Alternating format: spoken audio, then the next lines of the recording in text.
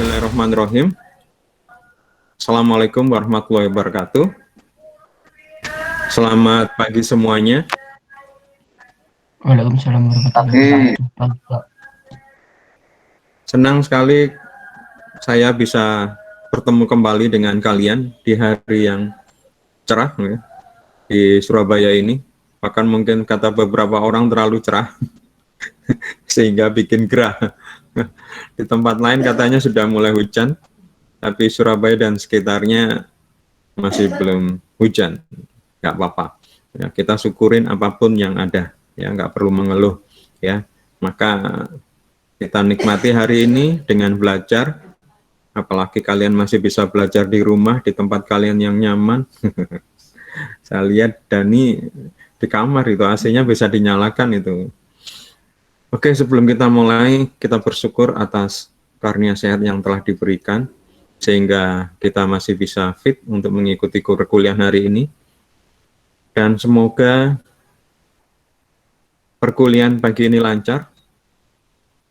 Karena itu mari kita berdoa agar dengan perkuliahan kita pagi ini kita mendapatkan ilmu yang bermanfaat yang menjadikan bekal bagi kalian untuk sukses di dunia dan di akhirat. Mari berdoa menurut keyakinan masing-masing. Berdoa mulai.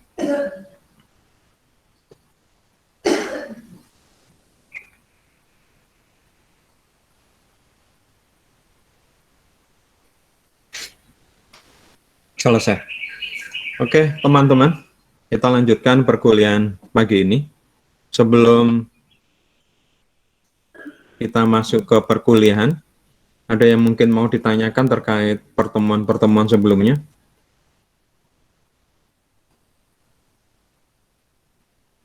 Belum, Pak. Royan belum. Dani sudah? Sudah. Belum, Pak. Belum juga. Ya, Saya paham, ya. Masih paham, Pak. Alhamdulillah. Ya, hari ini seperti biasa, kita bagi dua bagian.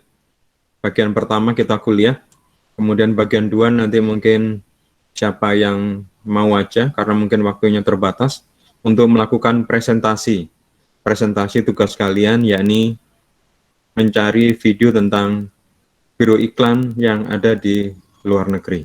Ya, siapa tahu mungkin dengan kalian saya suruh tugas itu, mungkin kalian berkesempatan untuk bekerja sebagai tenaga asing di luar negeri, ya, karena untuk perusahaan biro iklan di luar negeri sangat menantang ya dibanding di Indonesia.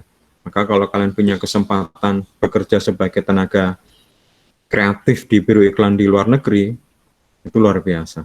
Ya, saya senang sekali kalau misalnya kalian ada seperti itu. Tolong jangan lupa, nanti saya dikabarin.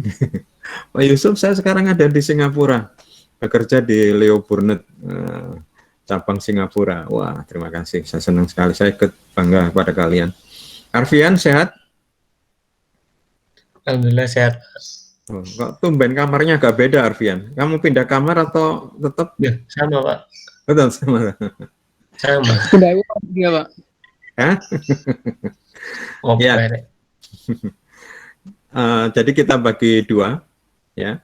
Ya, ini adalah perkuliahan, dan kemudian nanti kita akan lihat mungkin presentasi teman-teman apa yang menarik, hasil temuan yang menarik dari biro-biro iklan di negara yang sudah ditentukan, ya.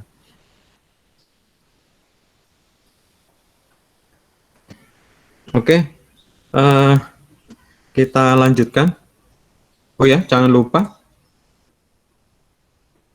lupa kalian absen, ya. Absen dibuka selama 15 menit, jadi sampai jam 7.15. Ya, saya pikir sudah pertemuan yang keempat ini nggak ada yang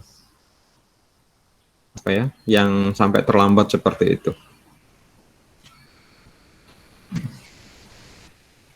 Oke, seperti yang saya rencanakan di pertemuan terakhir, kita akan belajar tentang hubungan antara strategi manajemen periklanan dengan tujuan periklanan. Ya, kita hubungkan, ya, apa hubungannya, ya. Sebelum kita lanjutkan, mungkin ada yang ingat apa sih sebenarnya tujuan iklan? Tujuan iklan, inti dari tujuan iklan, atau pokok atau akhir dari tujuan iklan? Meraup laba, Pak. Betul sekali, ya. Jadi tujuan iklan untuk cara keseluruhan, khususnya di perusahaan swasta atau perusahaan atau lembaga yang memproduksi barang dan jasa, tujuannya adalah mencetak laba, ya, profit oriented, ya, seperti tujuan dari perusahaan, ya. Oke, kita akan lanjutkan di pertemuan yang keempat ini. Kali lagi jangan lupa absen, masih ada waktu. Kali lagi jangan lupa absen, ya. Kemudian materinya juga sudah saya upload, silakan kalian download mungkin sambil kita baca bareng. Terus kemudian kalau kalian sudah masuk ke Brilliant, saya yakin mungkin kalian juga tertarik, ada satu bagian yang ada di situ juga, ya, ini tugas. Ya, silakan dipelajarin juga, ya. Nanti mungkin akan saya sampaikan, tapi mungkin kalau mau ditanyakan terkait dengan tugas tersebut. Oke, aspek terpenting dalam manajemen periklanan adalah menentukan tujuan, ya. Tanpa tujuan yang baik tidak mungkin mengarahkan dan mengendalikan keputusan. Ini selalu saya ulang-ulang, dan sebenarnya tidak hanya berkaitan dengan iklan, ya. Segala hal berkaitan dengan sesuatu pasti kita harus melihat dulu tujuan, ya. Makanya kalau di agama Islam, yang pertama di dalam agama Islam, sesuatu itu dinilai berdasarkan tujuan, ya. Dalam bahasa agama namanya niat. Terus kemudian rukun, artinya tahapan ibadah pasti, ya, pasti di situ, di rukun yang pertama yang harus dijalankan itu adalah niat, ya. Jadi memang sudah benar dari pelajaran umum, pelajaran agama, bahwa memang sesuatu yang terpenting, ya, di dalam ini saya tulis yang terpenting dalam manajemen periklanan adalah menentukan tujuan, niat. Termasuk juga saya ketika mengajar di sini, ini berarti sebenarnya saya juga punya niat, punya tujuan. Kalian juga belajar pagi ini juga punya niat, ya. Nah, setiap orang punya niat yang berbeda-beda, tapi alangkah baiknya kalau kemudian kita niatkan sesuatu hal yang kita lakukan itu niat yang baik, ya. Jadi jangan, tapi kalau misalnya ada bonus yang lain, ya nggak apa-apa, ya. Jadi misalnya contoh ini ya, contoh. Misalnya saya niat puasa, tujuannya apa? Tujuannya adalah, misalnya adalah mendapat pahala, lebih dekat kepada Sang Pencipta. Tapi ternyata bonusnya misalnya saya jadi sehat. Nah, itu. Jadi tujuannya tetap yang itu, yang baik itu. Tapi kalau misalnya jadi sehat, ya itu bonus. Contoh yang lain misalnya saya mau sedekah. Tujuannya saya adalah lebih dekat pada Sang Pencipta. Tujuannya adalah saya melakukan apa yang diperintahkan Sang Pencipta. Saya melakukan itu karena ingin membantu, ya. Itu adalah niat kami, niat kita. Tapi ternyata bonusnya kita dapat rezeki yang bisa berlipat-lipat dari apa yang kita sedekahkan, itu menurut bonus. Jangan sampai kemudian kita sejak awal bersedekah itu misalnya tujuannya adalah mendapatkan rezeki yang berlipat. Ya, ini yang saya lihat ada gium atau mungkin perasaan-perasaan yang sekarang ditanamkan di banyak orang bahwa kalau bersedekah itu bisa melipat gandakan rezeki. Saya takut kalau misalnya itu tidak terjadi kemudian menyalahkan ibadahnya. Ya, jadi mending seperti itu. Contoh kalau saya misalnya saya punya YouTube channel, tujuan saya adalah dakwah, ya, menyampaikan apa yang benar dan apa yang salah. Tapi kalau kemudian dapat bonus dari YouTube, menurut saya itu adalah sekedar bonus saja. Ya, oh ya, jangan lupa teman-teman, silakan absen dulu. Setelah ini mungkin kalau ada keperluan tolong minta izin ke saya, ya. Silakan kalau memang ada hajat, ada keperluan, tidak masalah, ya. Menurut saya kita kuliah daring pada ini lebih enak dibanding yang dulu, ya. Kita nggak perlu memakan waktu transportasi. Saya sendiri di kampus sebelah masih mengajar offline, ya. Ini ternyata ya juga merepotkan, ya, pulang pergi sudah berapa waktu yang terbuang. Sedangkan kita di sini nggak ada waktu yang terbuang, dan juga kemudian kita bisa enak sebenarnya. Toh kita di kelas untuk beberapa mata kuliah yang terkait dengan knowledge, seperti kita sekarang ini lebih ke knowledge, masih bisa dilakukan dengan daring. Ya, mungkin yang problem seperti kalau hard skill, seperti saya mengajar web design, ya, atau multimedia interaktif, ya itu agak susah, karena kalau kalian menggunakan daring dengan menggunakan laptop atau komputer masing-masing yang mungkin berbeda, entah berbeda spesifikasi, berbeda sistem operasi, berbeda versi aplikasi, sama-sama PowerPoint, tapi PowerPoint yang Office berapa sama Office berapa mungkin agak berbeda. Tapi kalau kemudian kita di kelas, kita mungkin bisa langsung melihat sebelah seperti itu. Ya, jadi sementara kita optimalkan apa yang ada, dan jangan lupa apa yang telah diberikan dosen, meskipun kelas offline sekalipun, tidak 100% ilmu yang gak bisa diberikan. Ya, menurut pengalaman saya dan dari penuturan dosen-dosen saya dulu, apa yang disampaikan oleh dosen ke kita itu sebenarnya cuma hanya ditransfer 25%, itu maksimal loh, ya, dengan jam mengajar seperti SKS. Apalagi kalau kemudian jam SKS-nya sudah terkurang, mungkin nggak sampai sekitar 25%. Padahal yang dituntut oleh orang lain terhadap ilmu kita adalah sekitar 100%.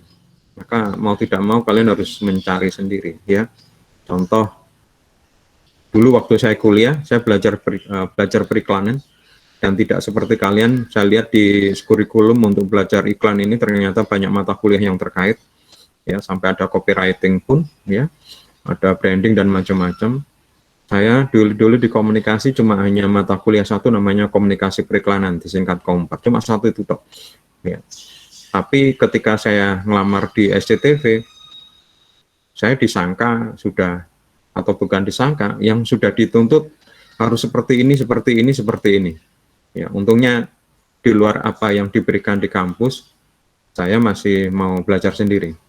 Makanya sebenarnya kalau untuk tips untuk kalian, ya, selain kalian bisa mencari ilmu lewat di prodi atau di fakultas lain, cobalah, menurut saya, ya, pengalaman saya, ya, adalah kalian dekat dengan dosen. Artinya kalau saya dulu misalnya setelah selesai kuliah, ya, sama-sama keluar dari kelas dan kemudian menunggu waktu kelas berikutnya. Kalau waktu saya kuliah itu, nggak tahu kalau sekarang, ya, ada selisih sekitar 40 menit, ya. Selalu selesainya itu jam kurang 10, ya, dan dimulai lebih 10. Jadi contoh kita mulai itu mulai jam 7.10, ya, kita kuliah yang jam pelajaran yang pertama jam 7.10, selesai jam 9 kurang 10. Jam yang kedua jam 9.10 sampai jam 11 kurang 10, ya. Jadi ada waktu sekitar 40 menit.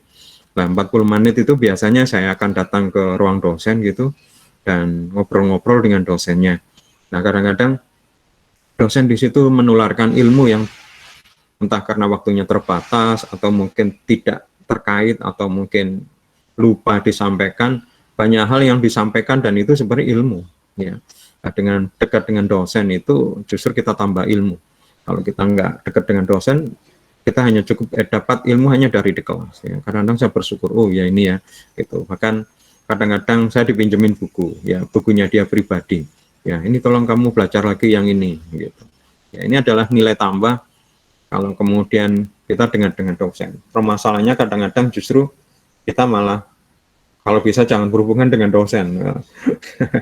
Selepas keluar dari kelas, ya sudah, jangan sampai ketemu, mau bertemu lagi dengan dosen, jangan, ya.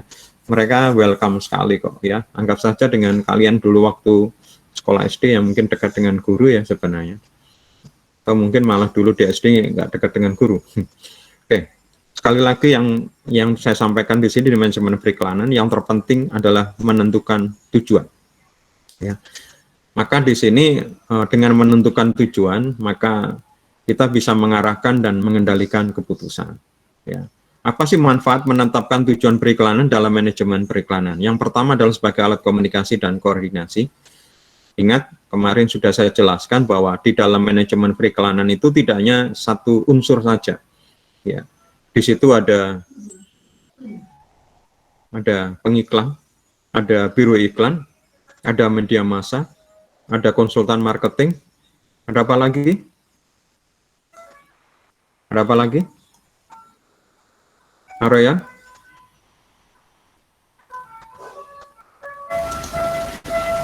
Ada apa lagi? Ada biro riset, ya kan? Kemudian juga mungkin ada yang terkait dengan urusan masalah perizinan atau mungkin berkaitan dengan teknik, ya. Kok teknik Pak Yusuf? Ya, misalnya contoh teknik dan IT dan teknologi ya seperti kalau sekarang ya, misalnya iklan sekarang sudah dalam bentuk aplikasi atau mungkin iklannya sudah dalam bentuk videotron, itu sudah berkaitan dengan konstruksi, berkaitan dengan teknologi videotron dan lain-lain. Atau kalau kemudian sekarang IT sudah butuh web design, ya, aplikasi developer, ya, kalau menggunakan misalnya Android, ya, jadi banyak ya. Dengan sudah apa ya betul. Ya, Cynthia. Jadi dengan menetapkan tujuan, maka kita bisa melakukan komunikasi dan koordinasi. Jadi kita semuanya sama. Jadi kalau kita misalnya berombongan, ya misalnya rombongan DKV, terus kemudian keluar dari kampus gitu naik motor bareng-bareng. Kalau kemudian kita sudah punya tujuan, sekarang kita ke kantornya JTV. Di mana kantornya JTV? Di Geraha Pena, di Jalan Ahmad Yani. Oke, kita tahu berangkat bareng. Semuanya pasti ke sana. Ternyata dilalah ada yang kena lampu, ada yang lolos. Ya tetap nanti ya ketemu. Tapi kalau kita tidak menetapkan tujuan, ya ada yang sudah sampai di JTV, tapi mungkin ada yang berhenti di warkop gitu ya. Mana mantan ketua kelas kita ini? Jangan-jangan masih di warkop ini. Vigo sama Martin ini. Vigo, Martin, suaramu mana?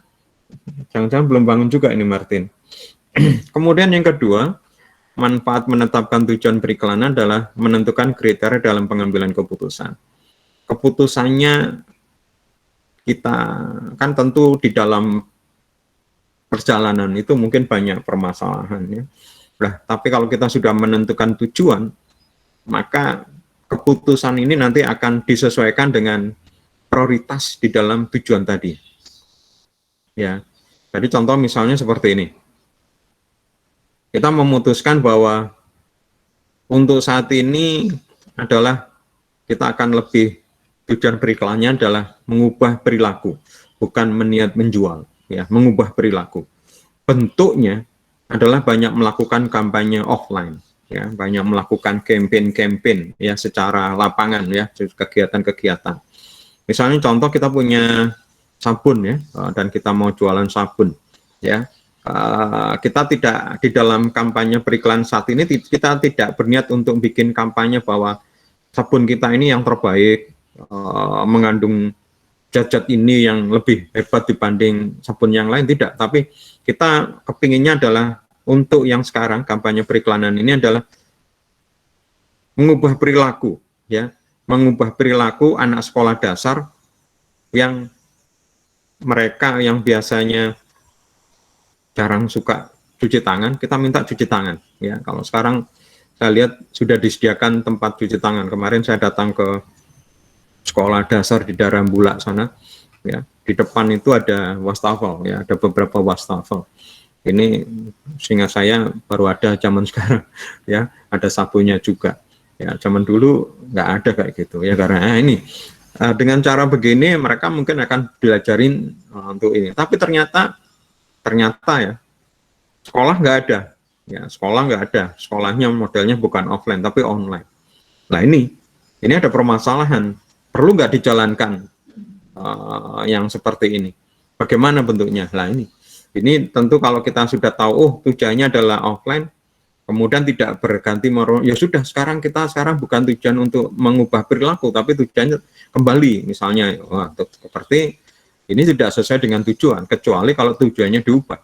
Tapi kalau misalnya tujuannya tetap, ketika ada permasalahan, ya sudah sekarang kita mungkin tidak bisa melakukan kampanye secara offline yang datang ke sekolah-sekolah, tapi mungkin kita akan tetap datang ke sekolah-sekolah, tapi minta waktu sama guru atau mungkin sekolah untuk ikut di dalam kuliah daringnya sekolah tersebut. Misalnya kita datang ke SDN 1 misalnya, kemudian di sini ada kuliah apa, ya sudah, mungkin kita minta waktu sama gurunya untuk, atau gurunya datang ke sekolah, terus kita menyiapkan tempat atau fasilitas untuk daring. Jadi mereka ngajar dengan peralatan dan fasilitas sedang sekolah, terus kemudian kita punya waktu. Ya, kita diberikan kesempatan waktu untuk melakukan kampanye. Jadi tetap misalnya ada permasalahan, tetapi tujuannya adalah itu, ya tetap berusaha untuk dilakukan. Kalau tidak, ya kalau tidak menetapkan tujuan, bisa nanti ada permasalahan, buyar. Ya, gampangannya kayak yang tadi saya bilang, ketika kalian tujuannya adalah ke JTV, berangkat bareng-bareng dari kampus, dalam perjalanan ada demo. Mungkin ada yang beberapa ingin ikutan demo, ya, ada yang karena macet akhirnya cari jalan yang lain, ya. Kalau ini tidak menetapkan tujuan, ini kemana ini? Pokoknya asik lah, kita rame-rame aja, ya buyar, enggak akan. Tapi kalau kemudian kita ke kantor JTV, ya sudah, nanti kita jam 11 kumpul, ya, harus maksimal di sana, kita tunggu di sana. Ya pasti dengan ada permasalahan di lapangan, tetap nanti kita sampai juga di misalnya kantor JTV. Kemudian yang ketiga, dengan menetapkan tujuan adalah kita bisa menggunakan sebagai alat evaluasi. Tadi contoh misalnya kita tujuannya adalah mengubah perilaku, ya. Nah, seperti itu. Sebelum kita membuat kampanye, kita cek berapa banyak siswa SD yang mencuci tangan misalnya sebelum masuk sekolah. Sudah disediakan wastafelnya, berapa banyak, kita mungkin catat misalnya ada 10 anak, setelah kita kampanye, apakah ada perubahan enggak? Oh ternyata dari setelah kampanye ada jadi sekolah itu mungkin ada 500 siswa, ada 250, berarti kampanye kita berhasil. Namun kalau misalnya yang cuci tangan setelah kampanye selesai, kampanye periklanan kita, ternyata yang cuci tangan punya kebiasaan cuci tangan cuma sekitar 50, ya meningkat sih, tapi nggak terlalu banyak. Ini mungkin kurang bagus, ya. Maka di sini tujuan periklanan haruslah terukur, ya. Terukur ini bukan sesuatu yang sifatnya normatif, ya. Bagaimana iklannya, supaya tujuan kita kampanye kita berhasil atau tidak. Ya pokoknya semakin banyak anak-anak SD yang mencuci tangan. Nah ini susah ini. Ya banyak sedikit ini kan susah. Jadi kalau dari 10 menjadi 50 kita bilang 50 cukup banyak. Nah, tapi kalau kemudian terukur misalnya 100. Nah ini. Jadi kalau lebih dari 100 berhasil. Kalau di bawah 100 gagal. Meskipun cuma 99 misalnya. Ya. Jadi harus terukur. Ya, dan alat ukurnya ini yang kedua harus pakai patokan yang benar, ya. Banyak itu bagaimana? Oh jumlah siswa atau waktu yang digunakan, ya. Contoh misalnya salah membuat patokan ini, ya, kebiasaan kita. Misalnya kalau kita lihat iklan di pinggir jalan, di billboard ada iklan perumahan, misalnya perumahan ini sangat dekat dengan bandara, ya, Bandara Juanda, jaraknya hanya 10 menit. Nah, kelihatan benar sih, jaraknya hanya 10 menit. Tapi namanya di mana-mana jarak itu, secara pasti matematika, jarak itu ya meter, kilometer, bukan jarak itu adalah jam, menit, detik, bukan. Ya, jadi alat ukurnya ini juga benar, meskipun kadang-kadang orang menganggapnya jarak itu juga dengan waktu. Misalnya, rumahmu jauh nggak dari kampus? Lumayan Pak Yusuf, sekitar 30 menit gitu. Ya, kita bisa mengira-ngira sih sekitar 30 menit, ya. Ya, tidak terlalu dekat, juga tidak terlalu jauh. Tetapi kita nggak bisa membayangkan kalau misalnya kondisinya seperti apa. Ya, jadi kalau saya sih jaraknya mana tambahin. Ya, nggak terlalu jauh sih Pak Yusuf, sekitar 30 menit. Ya, kalau diukur secara kilometer mungkin sekitar 15 km. Ya, kita akan lebih mancep di 15 km. Kemudian berikutnya adalah sasaran harus jelas. Kayak tadi, sasarannya SD, ya sudah. Ternyata SD nggak ada pelajaran sekolah, ya tetap fokus di SD.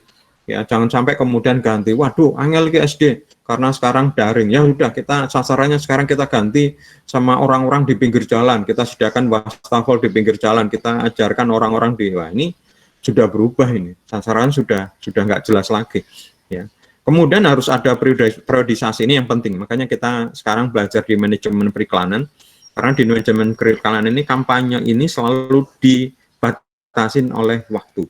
Ya, minggu depan insya Allah kita akan belajar tentang perencanaan anggaran. Ya. Dari perencanaan anggaran nanti kita akan merencanakan kampanye periklanan. Ya. Tapi sebelum ini saya harus ke tujuan dulu. Ya. Karena selalu tetap harus ada patokan. Jangan sampai kemudian tanpa patokan. Ya, misalnya manage kampanye itu selama 1 bulan, selama 2 bulan, selama 3 bulan. Ini selalu. Ya. Dulu waktu saya kerja di SCTV, kampanye itu sudah direncanakan jauh sebelumnya. Jadi sekarang bulan apa? Bulan Oktober ya. Bulan Oktober ini iklan saya yang untuk Natal dan Tahun Baru, Natal itu tanggal 25, Tahun Baru tanggal 1, ini iklan sekarang, iklan saya itu sudah bulan Oktober ini sudah selesai. Loh, sudah selesai Pak Yusuf, kan masih ada bulan November. Iya, bulan Oktober ini sudah selesai, bulan November itu sudah masuk ke master control. Ya, kalian saksikan Desember itu sebenarnya sudah selesai, bulan Oktober, perencanaannya bulan Agustus. Ya. Terus kemudian bulan Agustus ini ada perayaan 17 dan kebetulan di SCTV itu ada ulang tahun. Kita punya acara-acara istimewa di bulan Agustus. Perencanaannya bulan Januari. Ya, jadi kita selesai bulan Agustus itu kita sudah merencanakan lagi untuk tahun baru. Ya, sedangkan untuk yang Hari Raya Idul Fitri itu karena apa namanya nggak bisa sesuai berdasarkan kalender Masehi kayak Januari Februari karena kalender Hijriah jalan terus ya. Biasanya sekitar 6 bulan ya. Dan kita merencanakan sekitar 1 bulan kampanye. Jadi misalnya kampanye tahun baru, Natal dan tahun baru, biasanya jadikan satu paket. Itu mulai sekitar tanggal 10 Desember sampai tanggal 10 Januari ya. Atau tanggal 2 sebenarnya sudah selesai ya, seperti itu. Jadi nggak bisa ditambah-tambah terus ya, karena sudah nggak relevan lagi, karena temanya sudah beda lagi. Termasuk misalnya Agustus ya, momen Agustus itu 1 bulan ya. Di momen Agustus secara umum ada momen peringatan 17 Agustus untuk SCTV ulang tahun ya. Kalau Trans TV saya lupa bulan apa ya. Jadi harus ada periodisasi. Selain itu kemampuan kita juga terbatas, nggak bisa terus menerus ya. Jadi anggaran yang kita rencanakan ini sudah pasti. Misalnya 1 bulan habis berapa, sudah ya itu periodisasinya. Kalau dilebih-lebihkan, ditambah-tambah ya, tentu anggarannya bertambah-tambah dan kapan tambahnya ini? Apalagi zaman sekarang cari uang susah. Jadi pasti harus ada periodisasi. Dan yang penting tujuan iklan ini harus tertulis. Apalagi kalian nanti bekerja sebagai biro iklan. Nanti tolong kalian harus catatkan apapun yang diinginkan di klien tertulis, kalau perlu tanda tangan ya. Karena ini nanti akan jadi problem ya. Saya ingatkan sekali lagi untuk teman-teman, sekali lagi berkaitan dengan tujuan periklanan, kalau bisa ya tertulis. Ya, tertulis. Saya aja sekedar contoh aja ya, ketika kalian seperti saya sekedar contoh ketika diminta untuk membuat website ya. Ketika sebelum websitenya sudah saya jadikan, biasanya saya mendesain dulu dan desainnya dalam bentuk PSD. Ya, PSD kemudian saya print. Ketika saya presentasi ya pakai laptop itu, tapi printnya saya bagi. Ya, jadi sebelum saya bagi saya presentasikan dulu. Ya, saya jelaskan kenapa latar belakang. Kemudian saya bagikan setelah saya jelaskan itu. Kalau mereka setuju, ya saya minta mereka tanda tangan di apa namanya di desain tadi, di prototipe itu. Ya, sebentar. Jidan. Oh ya.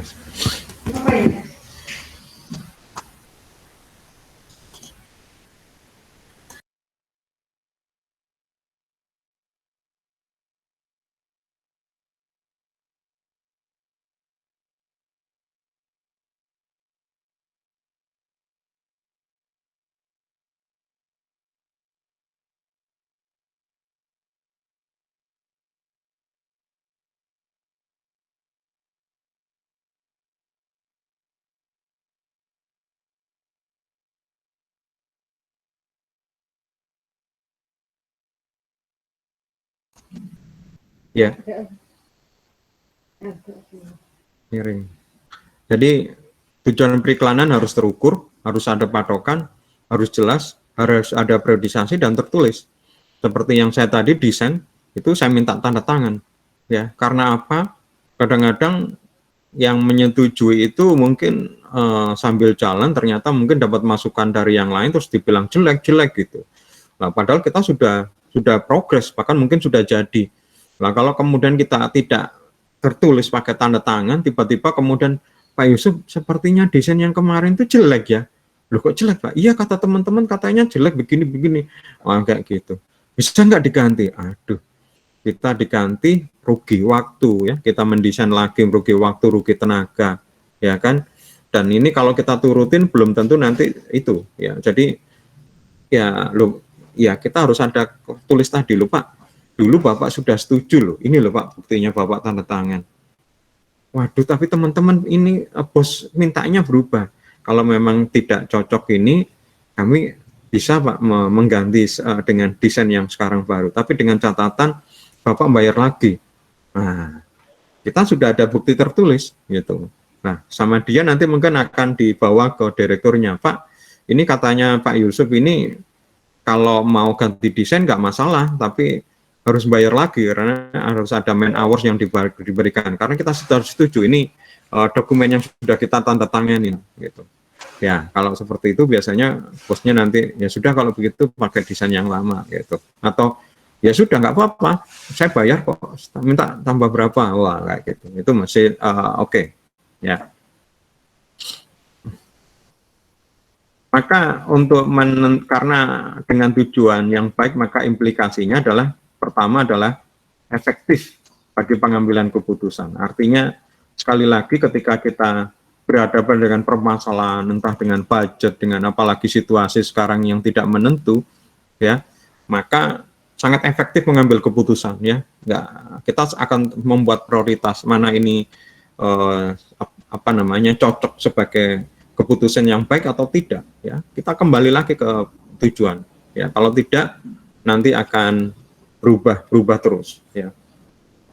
Kemudian yang kedua adalah dengan tujuan yang baik ya, kita bisa memberikan standar untuk membandingkan dengan hasil akhir.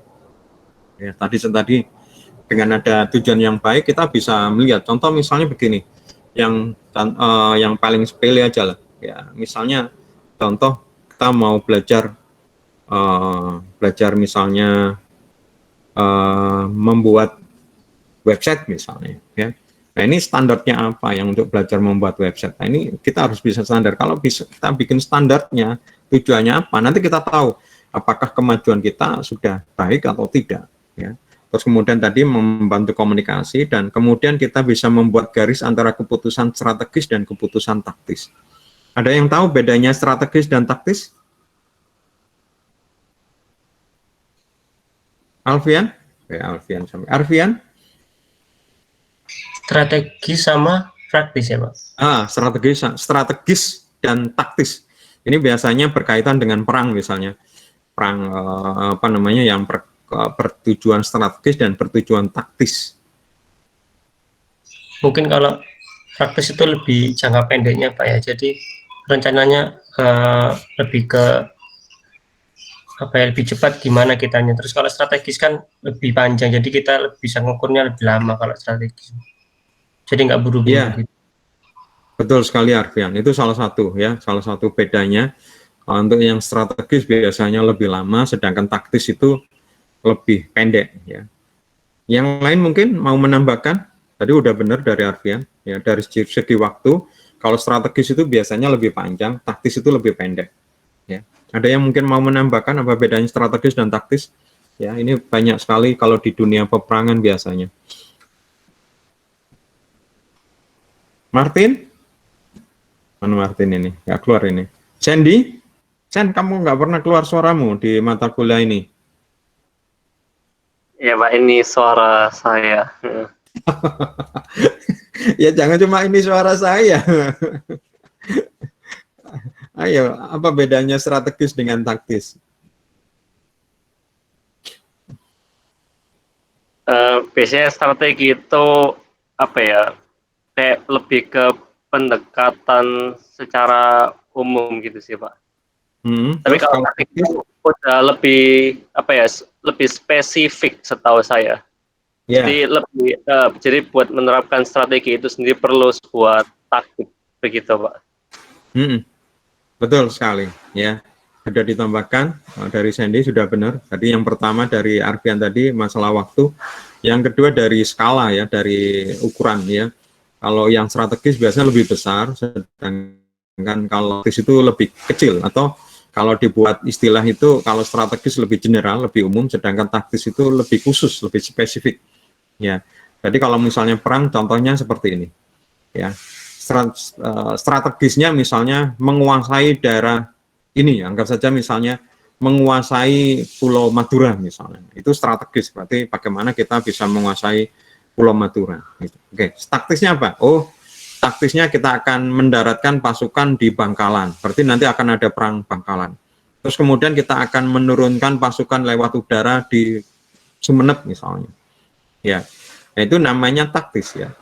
Bisa saja kita mungkin memang menyengajakan, buat sengaja bahwa kita kalah gitu. Berarti mungkin di keputusan taktis kita kalah, di taktis kalah. Tapi pada dasarnya kita kalah mungkin untuk menang. Nah ini.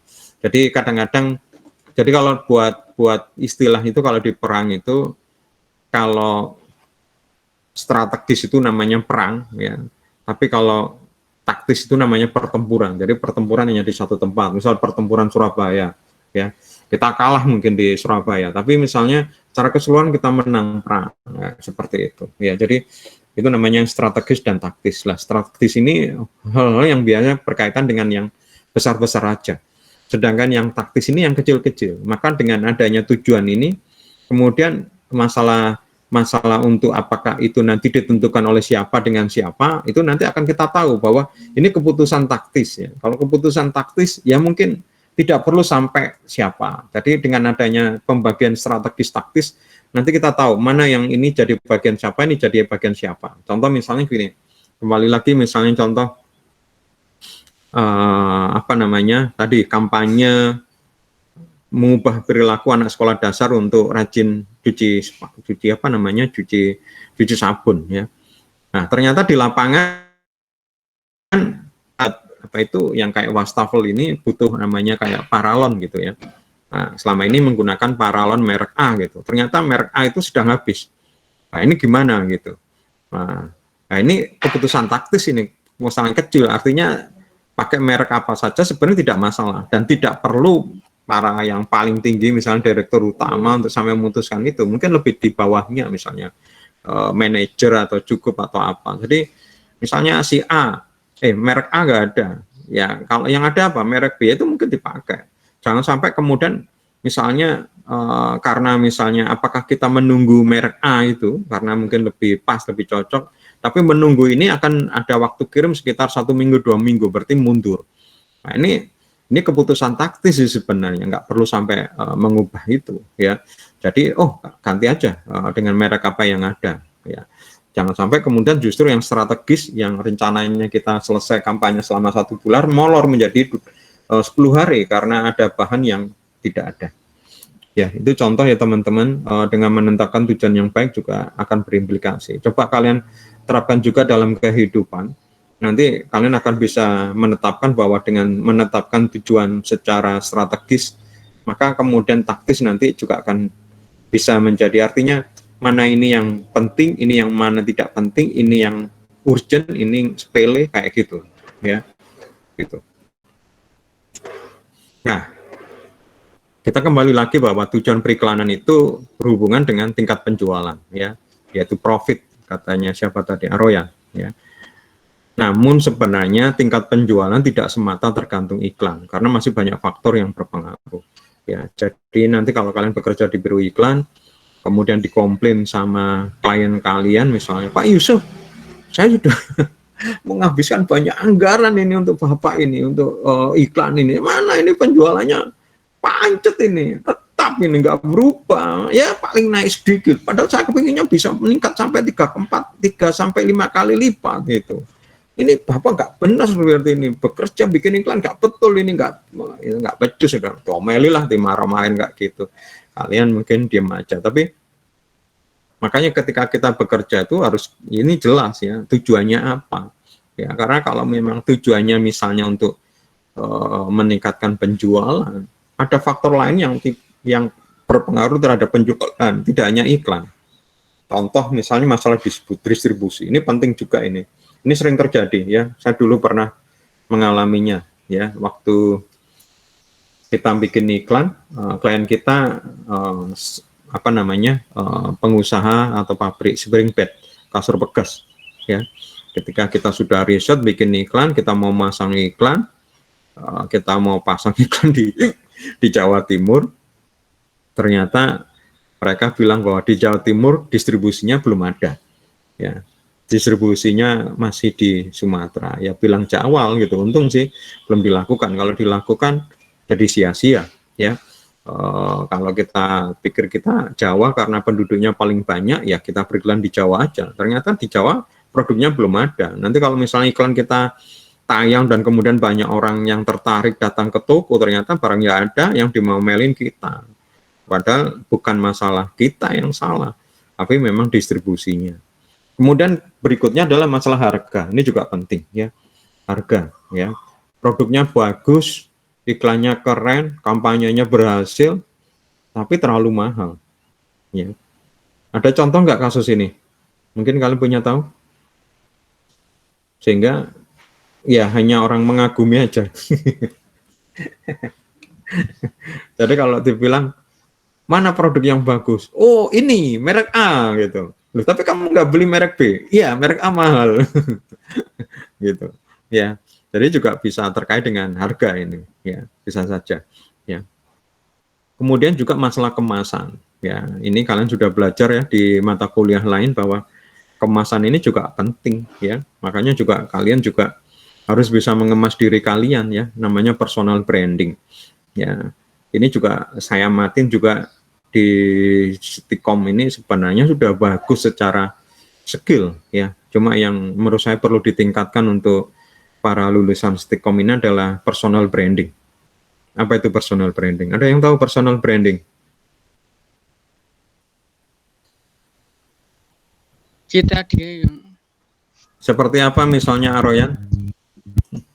Jadi kan kayak misalkan apa itu orang itu melihat kita tuh kayak apa biasanya kayak gitu sih Pak. Jadi sekali lihat itu orang tahu oh anak ini gini, anak itu gitu sih Pak.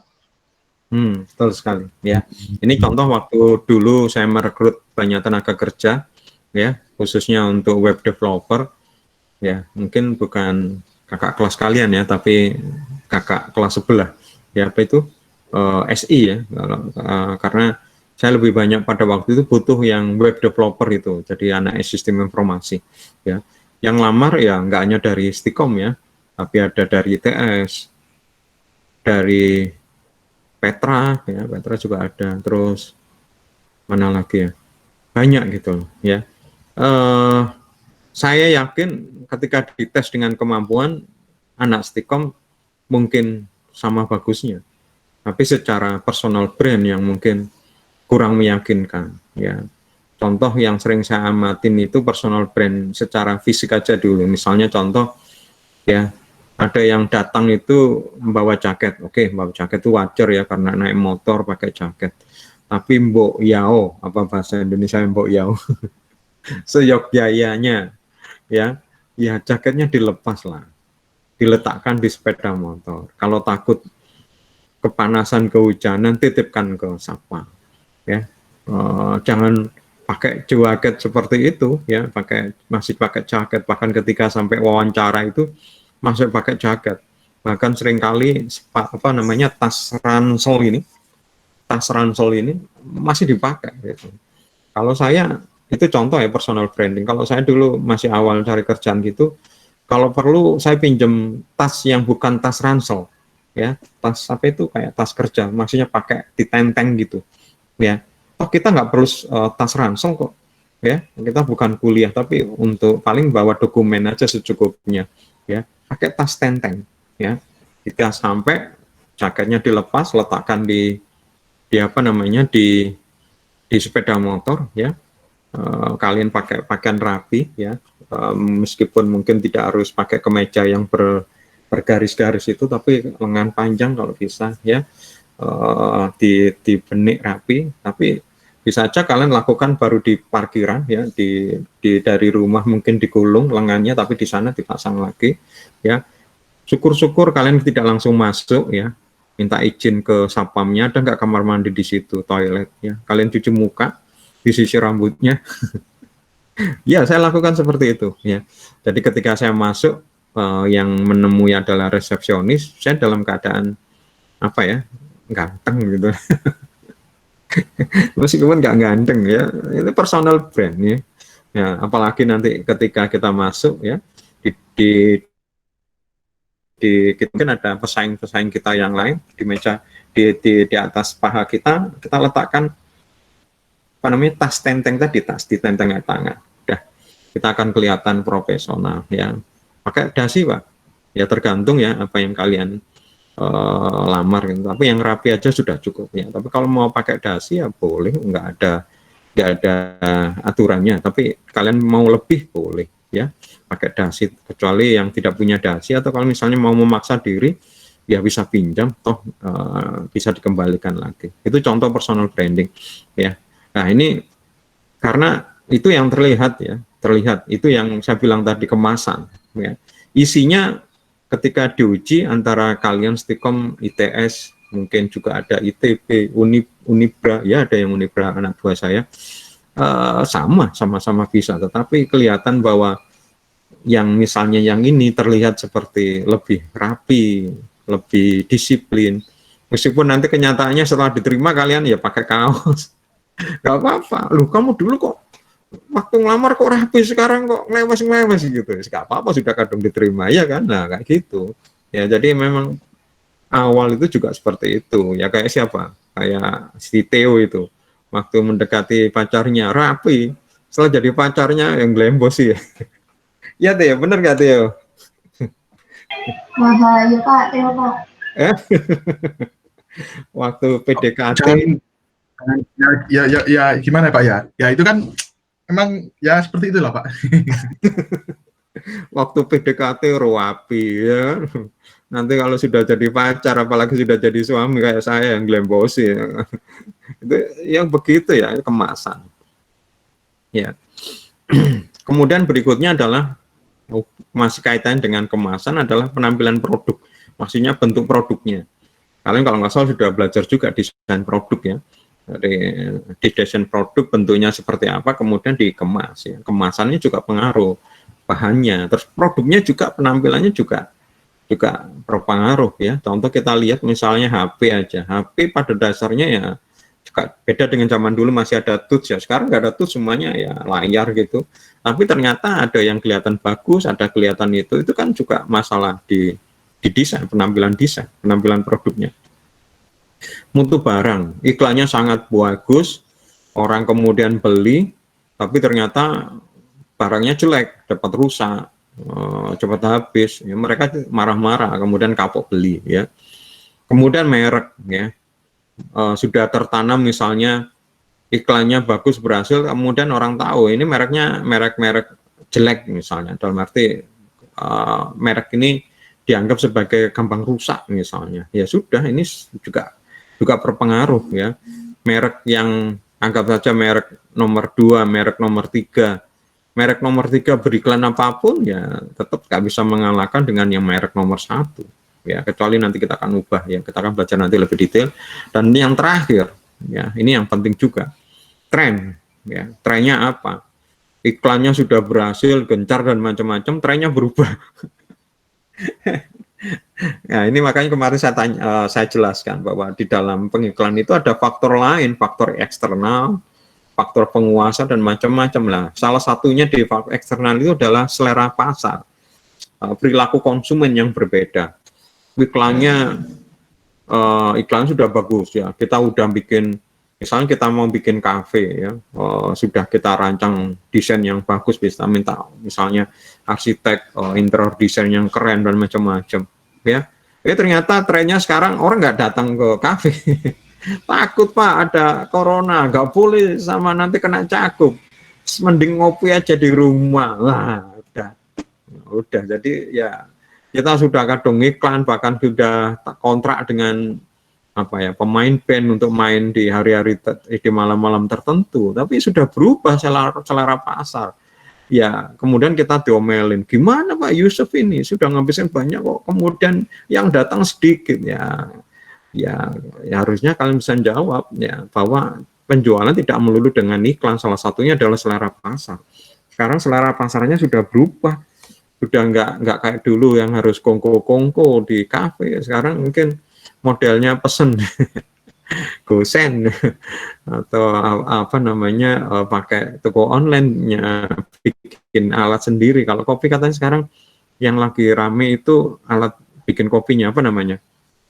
Apa itu? Bruiser apa? Ada yang tahu tuh ya? Apa itu yang menggerus kopi gitu loh? Sudah ada alatnya itu. Ya.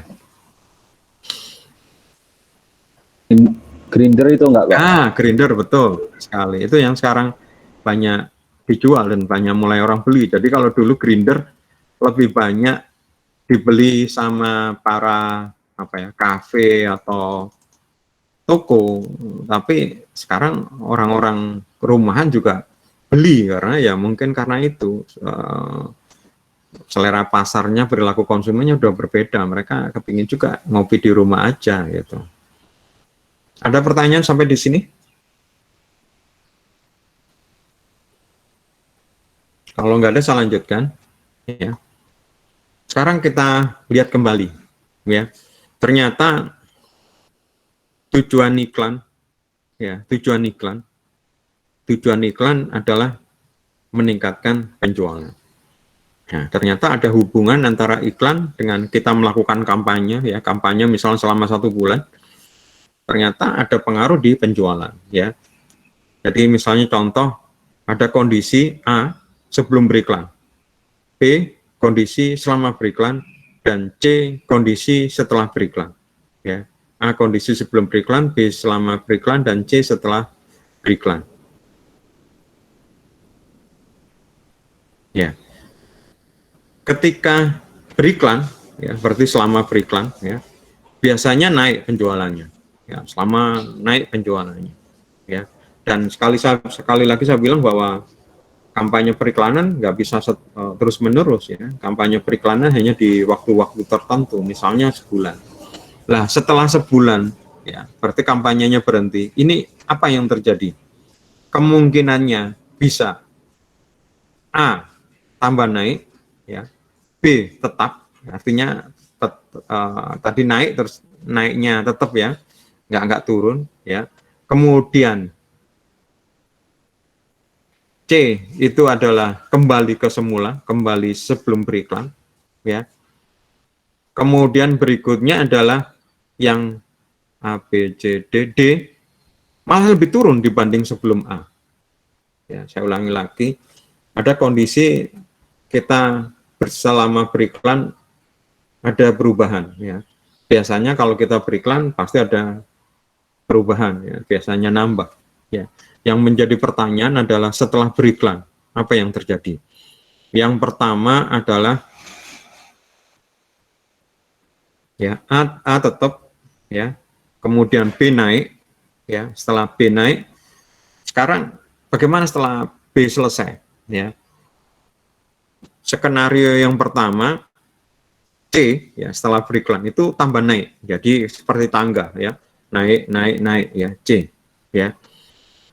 Kondisi kedua tetap ya, dari A kemudian B naik, C tetap ya, jadi tetap ya. Terus kemudian bisa terjadi adalah ya kondisi yang ketiga yaitu A kemudian B naik, kemudian setelah C kembali lagi ke kayak A ya. Dan kondisi yang keempat A kemudian B beriklan naik, kemudian setelah tidak beriklan turun lagi, bahkan turun lagi sebelum A ya.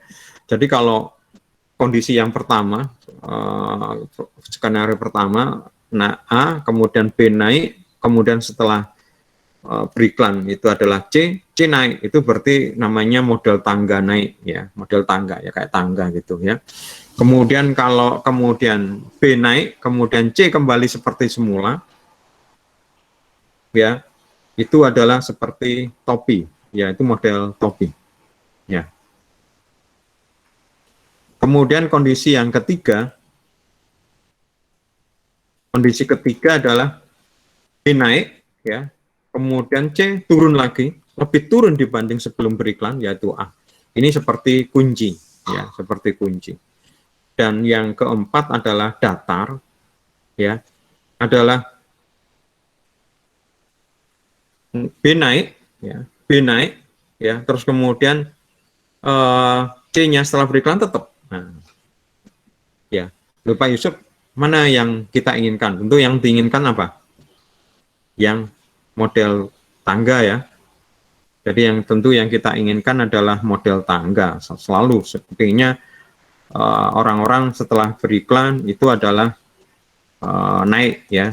Jadi beriklan naik, kemudian setelah tidak beriklan tambah naik. Nah itu kepinginnya ya, itu ideal ya. Tapi kalau misalnya nggak ideal pun seperti datar ya, B naik, C tetap. Nah itu ya. Tapi kalau misalnya ada skenario terburuk misalnya, ya minimal B naik, tapi kemudian kembali lagi, tapi tetap seperti A, ya kayak topi. Tapi jangan sampai dengan skenario yang terakhir atau apa namanya fenomena yang terakhir, yaitu kunci, ya. Kemudian sebelum beriklan, A, beriklan naik, tidak beriklan, malah lebih turun dibanding saat sebelum beriklan. Sekarang mungkin mari kita diskusikan, ya. Kalau beriklan selalu naik, oke. Ini kalian sudah belajar di teori periklanan, ya. Sekarang yang mungkin jadi pertanyaan adalah bagaimana bisa, ya, setelah beriklan, kemudian tidak hanya turun kembali ke A, tetapi lebih turun sebelum A. Kira-kira sebabnya apa ini? Ada yang mau menjawab? Kurang menarik. Kenapa? Nggak dengar? Kurang menarik. Kurang menarik. Kurang menarik apanya ini? Siapa yang menjawab ini? Iklannya ya. Kan turun. Nggak mungkin. Kalau iklannya nggak menarik, nggak mungkin ada penjualan di tingkat B. Ya, ini kita anggap iklannya bagus ya. Kenyataannya selama beriklan penjualan naik semua. Di tahapan B ini semua pasti naik ya. Sebenarnya ada nanti tahap kelima, tapi ini kita diskusikan dulu ya. 1 sampai 4 ini. Jadi tahap selama beriklan itu pasti naik. Oke, berarti iklannya berhasil sebenarnya. Ya. Tapi setelah iklannya selesai, penjualannya turun lagi ke semula kayak A. Tetapi yang skenario yang terburuk ini, ya ini kunci, ini bahkan lebih turun. Nah ini kan nggak mau sebenarnya, ya nggak mau para pengiklan setelah beriklan, malah penjualannya tambah turun sebelum beriklan. Contoh misalnya begini, saya adalah pengusaha sabun, ya anggap saja saya adalah brand manager dari Lux di perusahaan Unilever, ya. Sebulan ini kalau saya jualan sabun Lux ini ada 1000 kardus misalnya sebulan ya, contoh ini 1000 kardus. Kemudian sekarang bulan Oktober ya, saya akan merencanakan untuk memasang iklan bulan November ya, karena tujuan saya bulan Desember ini ada momen-momen istimewa Natalan dan Tahun Baru ya, sehingga akan terjadi peningkatan. Saya mau masang iklan di bulan November ya. Ketika saya bulan November, anggap saja sekarang bulan November ya, saya beriklan, ternyata meningkat ya, dari yang biasanya 1000 kardus selama bulan November ini. Jadi saya membuat rencana iklan untuk tayang di bulan November, kita sekarang Oktober ya. Nah ini kalau misalnya sekarang sudah November, naik jadi menjadi anggap saja 5.000 kardus, dari 1000 kardus selama beriklan naik menjadi 5.000 kardus ya. Kemudian selesai bulan Desember masuk, ternyata penjualannya tidak hanya 5.000, bahkan turun 1.000, bahkan turun lagi, tidak hanya 1.000, tapi misalnya 0. Nah, berarti ini yang kita nggak mau.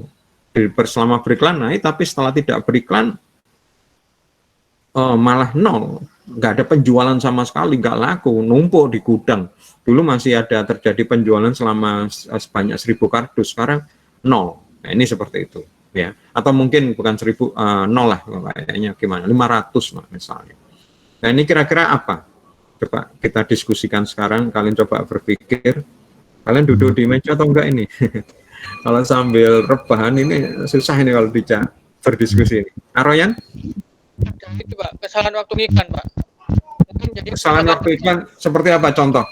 misal apa ini iklannya itu kan pengen melihatkan kalau produknya itu misalnya mungkin di salah satu scene iklan itu ada yang menampilkan bahwa itu tuh bukan mencerminkan sesuatu yang bagus gitu loh Pak. Jadi mungkin ketika orang lihat itu jadi kayak ilfil gitu mungkin sih Pak. Contoh konkretnya seperti apa, Royan? Misalkan apa Pak ya?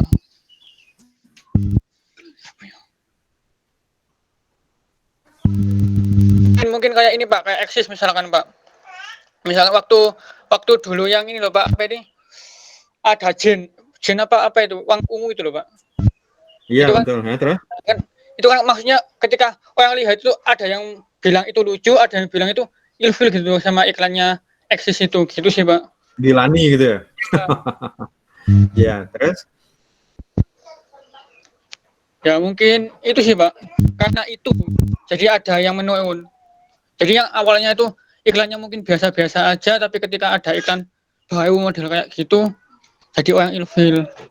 Ketika waktu beriklan itu, selama beriklan penjualan naik nggak? Pengaruh positif nggak? Iklan yang baru tadi Pak, Iya. Nah, terjadi penjualan naik nggak?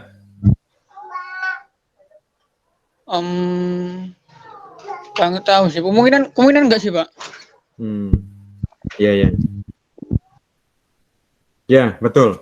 Jadi jawabannya Royan benar sekali. Jadi alasan yang pertama, kemungkinannya setelah beriklan, yaitu di tahap C turun, ya lebih turun dibanding sebelum beriklan, kecewa.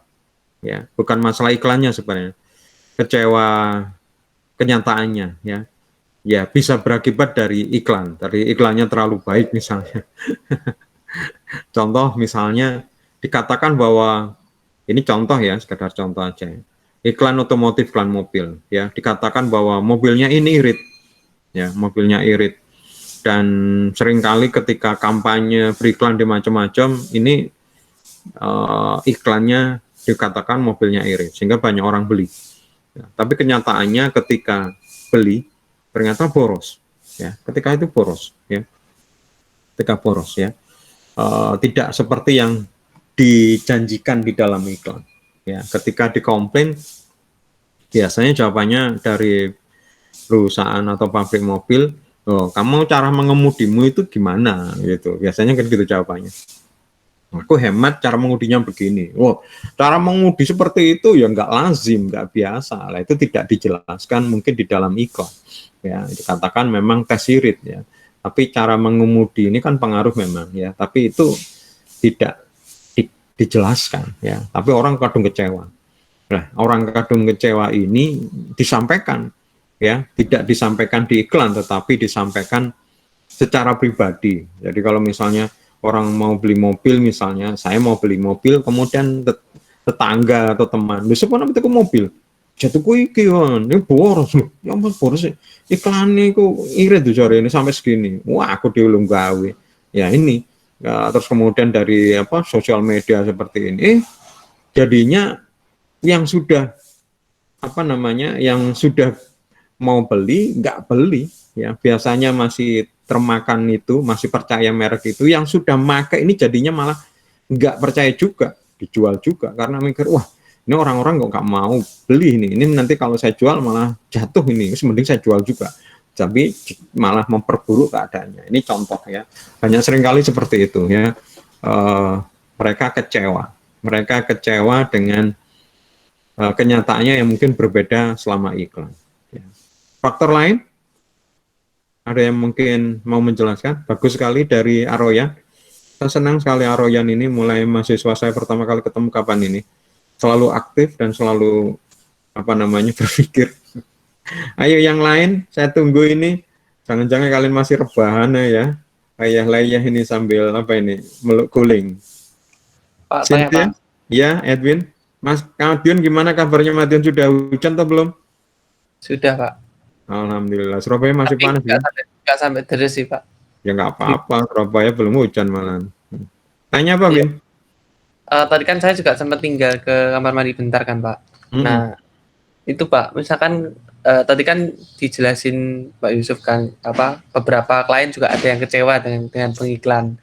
Nah, itu yang jadi pertanyaan saya. Misalkan mereka kecewa, terus kita kayak menjelaskannya gimana Mbak? Kan itu kan juga sebenarnya kan faktor datanya dari mereka, apakah mereka mungkin sasarannya salah atau mungkin karena faktor lain gitu. Nah, itu menjelaskannya gimana Pak? Karena kan kita kan kayak menjalankan apa yang diperintah mereka, tapi seakan-akan kita tuh yang disalahkan terus gitu loh.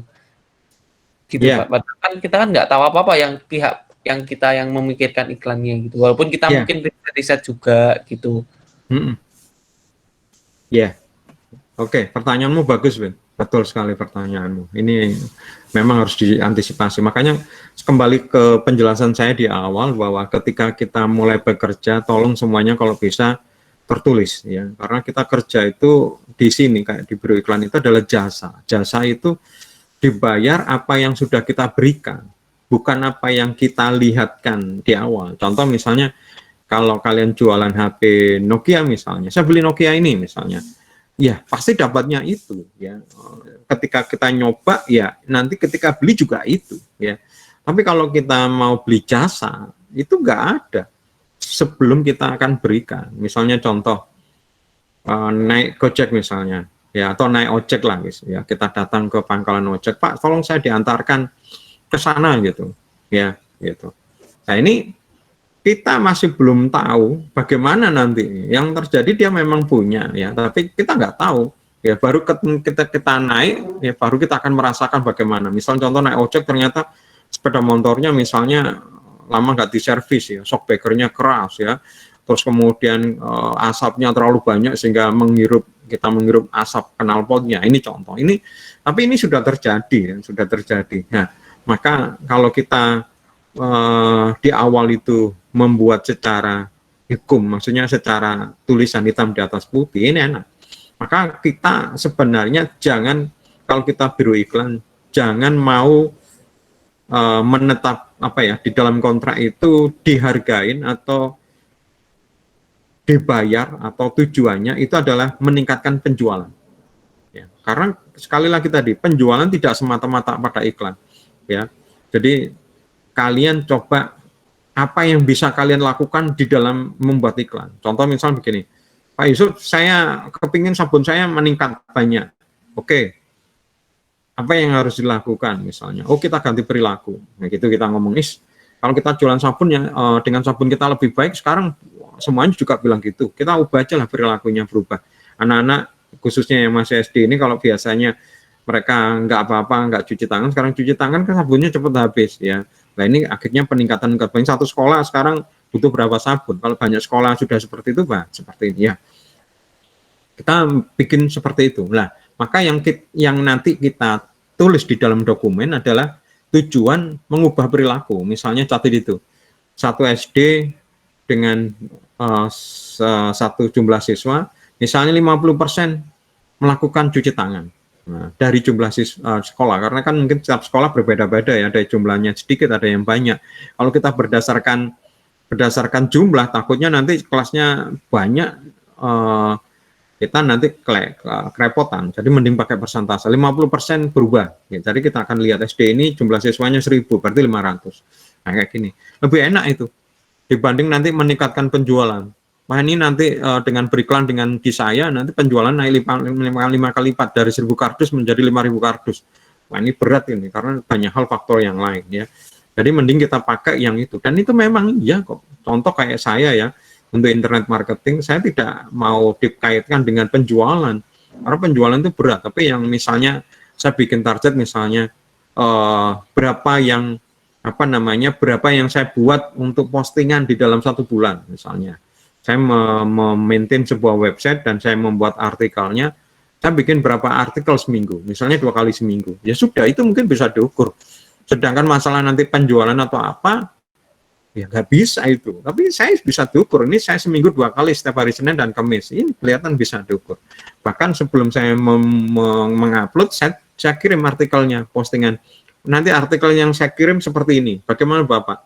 Oke, ya, tanda tangan, saya upload. Nah, seperti itu makan lebih enak dibanding meningkatkan penjualan. Ternyata dengan banyaknya kita masang iklan di, misalnya di Facebook, di online, di Instagram, itu ternyata meningkatkan penjualan. Ya sudah. Gitu. Tapi jangan sampai kemudian dikaitkan kita misalnya, ini contoh klien online saya untuk internet marketing.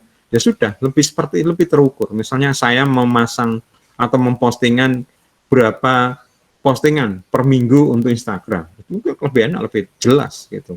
Ya, atau kalau mau lagi berapa like yang kita kumpulkan dalam 1 minggu atau 1 bulan, ya, atau berapa follower yang diinginkan selama sebulan, berapa like yang diinginkan, berapa subscriber yang diinginkan, itu enak, lebih diukur, ya, lebih diukur, ya, bisa daripada penjualan, karena penjualan itu hanya bagian kecil atau faktor sebagian itu iklan, tapi sebagian lain itu yang bukan iklan dan itu bukan di kendali kita. Kalau kita seakan-akan dijadikan semua patokan, ya mending kita, ya sudah Pak, kalau begitu saya mending jadi direktur utamanya aja. Iya kan ada banyak hal yang di luar kendali kita, gitu. Ya, oke. Sekarang tadi yang pertama masalah kecewa dengan iklan. Faktor lain, kira-kira apa? Setelah beriklan, kemudian penjualannya justru menurun daripada sebelum beriklan. Sandy? Itu Pak, strategi marketingnya mungkin. Strategi marketingnya seperti apa, Rizky? Kayak apa namanya? Kurang apa pendekatan mungkin, apa ada yang salah di cara penjualannya atau gimana gitu.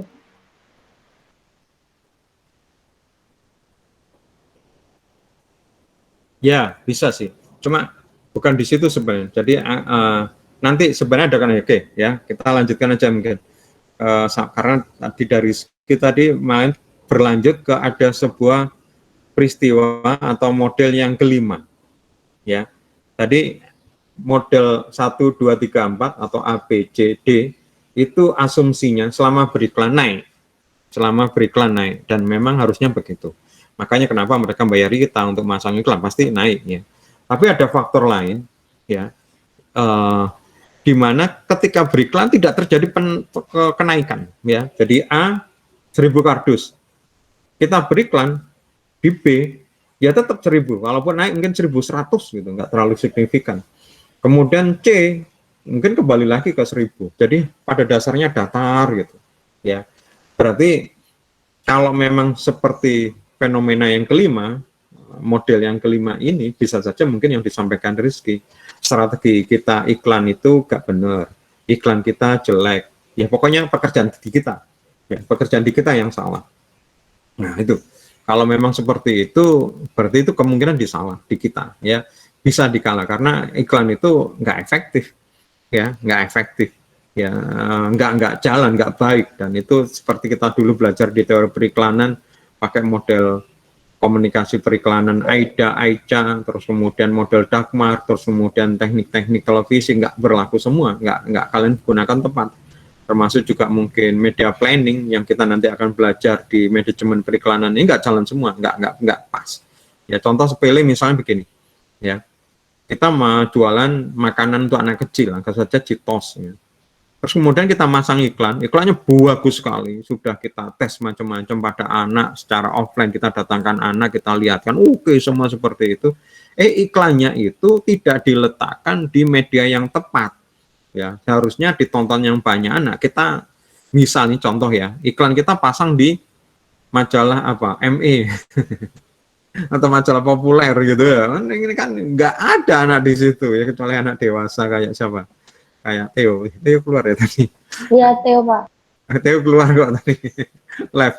Mungkin aku dibully terus karo Pak Yusuf. Ya seperti itu. Ya nggak kena, anak-anak nggak baca iklan. Udah join lagi Pak. Hujan lagi. Tadi itu baterainya habis, Pak. Oh gitu. Mati-mati dini, Pak. Ya, jadi apa namanya, nggak tepat. Ini juga kesalahan kita. Loh, mungkin akan pertanyaan, loh kenapa kamu masang iklan di situ? Iya, karena ada diskon gitu. Loh, kalau sekarang tujuannya ke anak-anak tapi kemudian karena diskon di majalah dewasa, ya buat apa? Kan kembali lagi ke tujuan. Berarti kesalahan di kita. Oke, kita kembali lagi ke tadi itu yang fenomena keempat. Kenapa kok setelah beriklan turun ya? Yang pertama adalah masalah kecewa. Ini banyak terjadi. Kemudian yang kedua yang saya amatin itu kemungkinan kedua adalah masalah yang tadi saya sampaikan tadi ya, berkaitan dengan yang tadi yang berkaitan bahwa penjualan tidak hanya berkaitan dengan iklan. Ya. Jadi ini. Nah ini. Pak, yang C tadi itu apa, Pak? C itu setelah beriklan. C setelah beriklan. A sebelum beriklan, B selama beriklan, C setelah beriklan. Ya, jadi anggap saja C itu bulan Desember, B itu bulan November, A itu bulan Oktober. Sekarang bulan Oktober belum beriklan. Nanti kita beriklan bulan November. Kemudian Desember sudah nggak beriklan lagi, kayak gitu. Ya, ini yang saya amatin alasan berikutnya. Kenapa kok terjadi penurunan? Bisa terjadi karena distribusi. Ya, bisa distribusi. Ya, jadi tidak hanya kemudian tidak apa namanya orang tidak mendapatkan itu, tetapi kemudian ada yang malah kecewa. Ya, contoh kalau nggak salah, ini kalian mungkin bisa cek ya di internet. Ya, soalnya saya mencari produknya belum ketemu, tapi ini sering saya baca di contoh-contoh studi kasus marketing. Ya, sebuah perusahaan makanan untuk anak-anak, aku lupa, entah Citos, entah Ciki atau apa, di dalamnya itu dimasukkan kayak kartu, ya, kartu. Terus kemudian kartu ini bisa dilihat jadi virtual reality (VR) kalau menggunakan aplikasi. Ya mungkin kalau dulu lagi boomingnya adalah itu loh apa? Pokemon Go ya. Jadi kita install aplikasi Pokemon Go, terus kemudian kameranya kita nyalakan, kemudian kita perlihatkan, oh ternyata dari kamera itu seakan-akan di apa yang kita lihat, misalnya di kursi itu ada makhluk yang lain. Padahal kalau kita lihat tanpa kamera nggak ada. Ini sama. Ya di dalam makanan snack tadi itu ada kartu ya.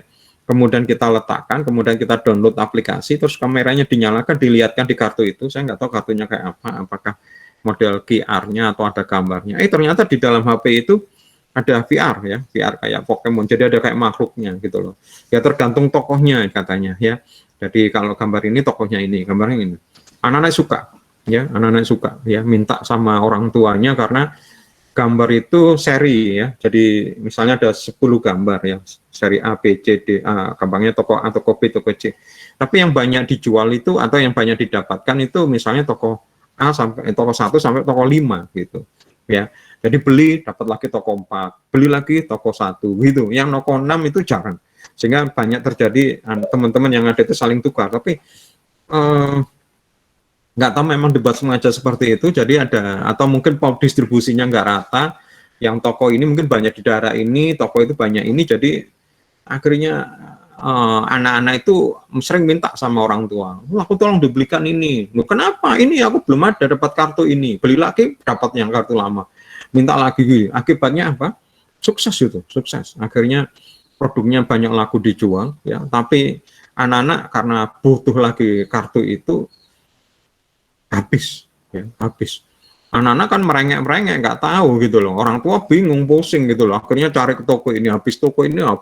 Mana aku minta ini, nomornya nggak punya ini Bu, aku baru dapat 7, masih kurang 3 kayak gitu. Nah, seperti ini.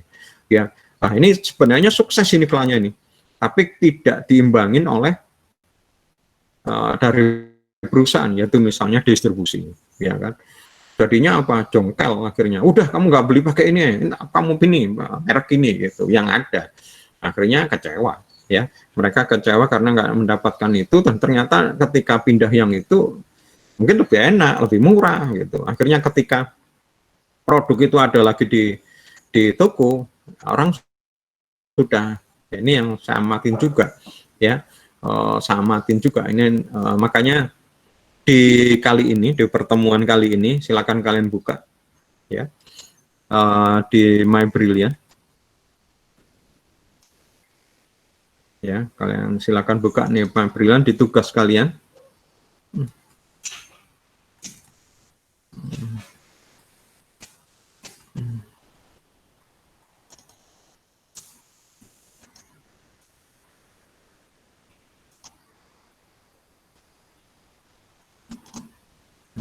Nggak keluar, kok hang.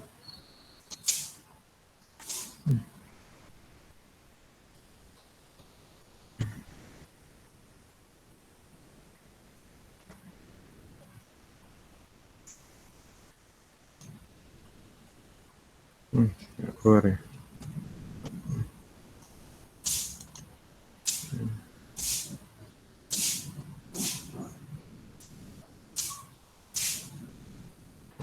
Mau nih hang.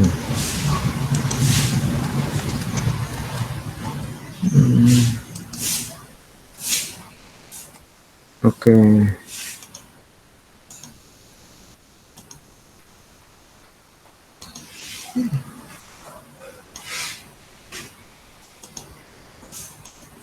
Ya, maka di tugas keempat ini adalah tugas kelompok ya. Saya minta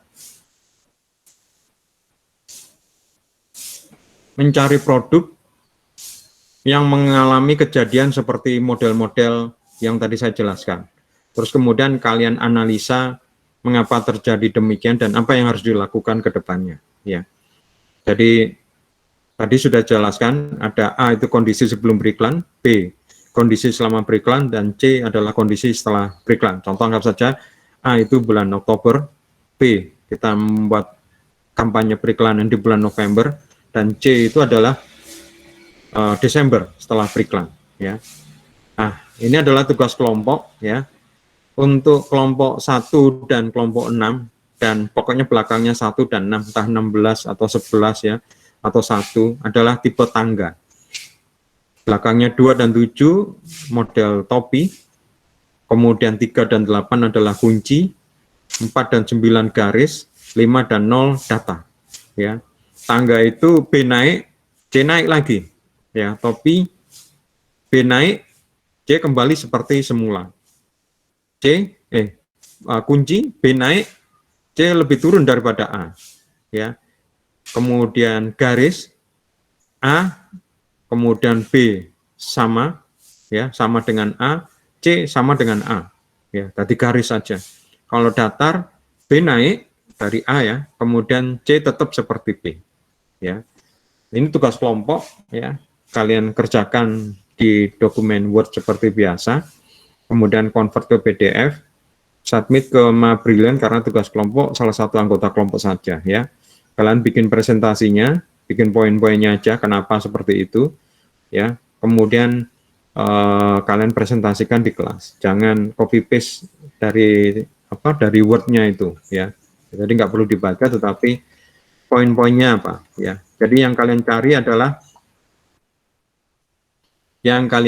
adalah produknya. Ya, tadi saya sudah memberi contoh yang tipe kunci itu adalah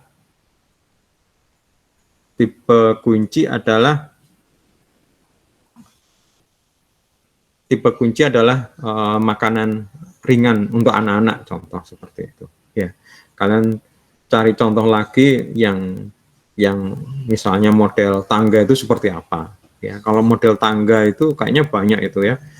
Tapi kalau apa yang saya ceritakan di kelas ini, tolong jangan nanti diangkat lagi ya. Ya, kalian cari contoh yang lain yang saya ceritakan. Contoh yang model tangga ini yang saya amatin sukses ini adalah HP merek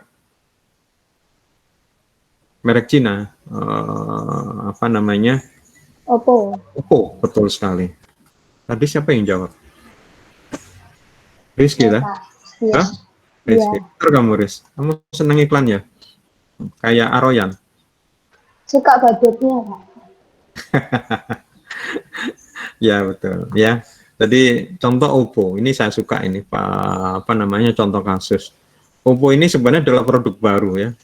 Perusahaannya juga relatif baru, beda dengan kayak yang sudah mapan malang melintang seperti Samsung, LG, ZTE, Huawei, ya, Sony malah sekarang. Sony nggak tahu sekarang malah di mana, Motorola, ya. Tapi ini baru, ini mungkin dalam kurun nggak sampai 10 tahun, perusahaannya juga baru, bahkan lebih baru dibanding perusahaan-perusahaan yang lain seperti Cina yang lain kayak Huawei, ZTE gitu ya. Ini baru, tapi ternyata di Indonesia meledak. Saya nggak tahu di negara lain, mungkin kalian juga bisa ngamatin apa di negara lain sukses. Ya, Oppo ini sukses. Saya lihat Oppo ini pinter menggarap istilahnya personal brandnya Oppo, ya, apa ya namanya, brandingnya. Tapi yang dinisbahkan, apa ya, yang dikaitkan dengan merek Oppo. Ini yang saya lihat pinternya marketingnya dia. Jadi di dalam iklannya atau di dalam kampanye periklanannya Oppo, ini para perancangnya ini seakan-akan mengaitkan bahwa Oppo ini adalah HP yang kameranya bagus. Ya, HP yang kameranya bagus, dan memang ditunjang dengan terobosan-terobosan dari Oppo. Kalau nggak salah, Oppo itu kameranya bisa dimunculkan. Padahal saya nggak tahu, mengunculkan kamera itu mungkin bukan sesuatu yang susah. Jadi normal kan kameranya di dalam, di belakang. Ini nggak tahu, saya nggak pernah beli ya. Itu bisa muncul di atas itu, dan bisa juga dibalik ya. Jadi kamera yang belakang yang biasanya lebih besar itu bisa dibalik ke depan, berarti depan itu juga bisa kualitasnya sama. Normalnya kan kamera itu ada kamera depan, kamera belakang. Kamera depan itu buat apa namanya, selfie gitu, biasanya kualitasnya lebih rendah dibanding kamera yang belakang. Ini bisa dibalik seperti itu ya. Ini terobosan. Terus kemudian juga salah satu terobosan yang lain, kalau semuanya itu lensa kamera belakang itu paling lensanya cuma 2. Ini punya lensa 3, saya nggak tahu apa bedanya, seperti tambahin lensa misal gitu. Tapi dari iklan seperti itu dan produknya seperti itu, kayaknya tertanam di masyarakat Indonesia bahwa Oppo ini kualitas kameranya bagus. Apalagi Oppo membuat terobosan, setiap dipotret itu ada watermarknya kalau nggak salah ya. By Oppo atau made by Oppo, terus F1 Oppo gitu ya. Jadi orang ketika nge-share, kelihatan ada kayak iklan gratis ya, disebar itu ada waternya, ada kayak keluar kayak lingkaran 2 gitu, terus aku lupa kata-katanya, made by Oppo F1 atau apa kayak gitu ya. Ini orang-orang kok melihat hasilnya dan kemudian di situ ada mereknya, jadinya apalagi zaman sekarang ya, anak-anak muda apalagi itu mereka pasti seneng foto-foto, selfie, jadinya mesti mintanya Oppo. Padahal saya lihat harganya Oppo relatif lebih mahal ya dibanding merek-merek Cina lain seperti Xiaomi, bahkan yang sekarang baru lagi ada namanya Realme ya kan, itu ada Vivo, ini baru lagi ini ya. Nah, ini yang saya suka ini Oppo ini memang studi kasusnya ya. Ternyata memang di dalam top 5 ya, top 5 penjualan Oppo ternyata juga masuk top 5 meskipun bukan nomor 1 ya. Sekarang nomor 1 penjualan itu Vivo ya, kalau nggak salah. Apa Theo masih ingat kemarin yang saya tanyakan? Nomor 1 apa? Nomor 1 Vivo, nomor 2 itu kalau nggak salah Oppo, Pak. Terus nomor 3? 3 itu Samsung nggak salah. Nomor 3 Samsung, betul. Nomor 4? 4 itu Realme kayaknya, Pak. Xiaomi atau Realme ya? Xiaomi, Pak. Ini nomor Realme. Iya, betul ya. Jadi per tahun-tahun nomor 1 Samsung, tapi tahun ini, tahun 2020 ini kegeser ya, dari ranking 3. Nah, mana merek? Xiaomi sama Realme itu beda. Xiaomi sama Realme beda. Beda. Beda. Ya ini tugas kelompok kalian, kalian diskusikan ya. Kalian diskusikan apa namanya, kira-kira produk apa yang seperti itu ya, entah sebagai model topi, model tangga naik, model kunci, model datar ya, model garis gitu ya. Ada yang mau ditanyakan terkait pertemuan hari ini? tugasnya? Pak, berarti nyari produknya satu aja Pak ya? Yes, mau berapa? Tanya aja Satu Pak, aja, Pak. saya Pak. Ngawur Saya- mesti laksoni itu Ya kan. nggak apa-apa, saya sih senang Ya, aja. Ya, Saya sih minimal satu, kan istilahnya wajibnya itu fardunya satu. Tapi kalau mau sunnah ya nggak apa-apa kan. Toh nanti kalau kalian belajar lagi lebih banyak cari itu kan berarti kalian sendiri yang dapat ilmunya, bukan saya. Itu Pak, saya nggak puas Pak. Ternyata di dalam riset saya ternyata banyak beberapa produk yang seperti itu. Monggo, itu saya juga senang. Makanya nanti saya minta kalian presentasi. Karena ternyata tiap tahun ini studi kasusnya berbeda-beda, dan ini selalu saya berikan tugas ya, tugas kayak gini, dan ternyata setiap tahun ternyata berbeda, meskipun ya ada yang dipakai contoh seperti itu. Makanya seperti saya ini, sudah yang saya berikan contoh ini jangan diulang, karena kemudian diulang-ulang ya. Contoh misalnya yang berhasil itu Oppo, yang gagal itu Sony ya. Sony ini setelah beriklan tambah ambles. Ya kan, apakah nggak dijual? Masih dijual, tapi kemana itu saya juga nggak tahu ya. Padahal saya terus terang senang sekali dengan Sony. HP yang paling saya suka dan paling puas itu selama saya pakai ya Sony. Kualitas suara bagus, kualitas kamera bagus, bandel jatuh-jatuh berkali juga bagus ya. Terus kemudian untuk sistem operasinya dia sudah mengoprek gitu lebih bagus lagi, lebih stabil, ditambahin macam-macam. Pokoknya saya puas lah. Ya, tapi memang apa ya, nggak niat jualan atau bagaimana, harganya juga relatif lebih mahal ya. Jadi dengan spesifikasi untuk yang merek-merek lain di Sony itu lebih tinggi, tapi saya dulu oke aja nambah-nambah misalnya 300-400 dengan spek sama di Sony lebih tinggi karena memang kualitasnya lebih bagus ya. Tapi nggak tahu sekarang kok malah nggak ada. Tapi kemarin saya jalan-jalan di WTC, saya lihat masih ada yang jualan Sony, cuma nggak tahu tipe apa lagi. Ada yang mau ditanyakan lagi? Cukup Pak. Nah, kalau nggak ada, kita akhirin yang perkuliahan hari ini. Setelah ini kita lanjutkan untuk presentasi tugas kalian. Ya, kalau nggak ada.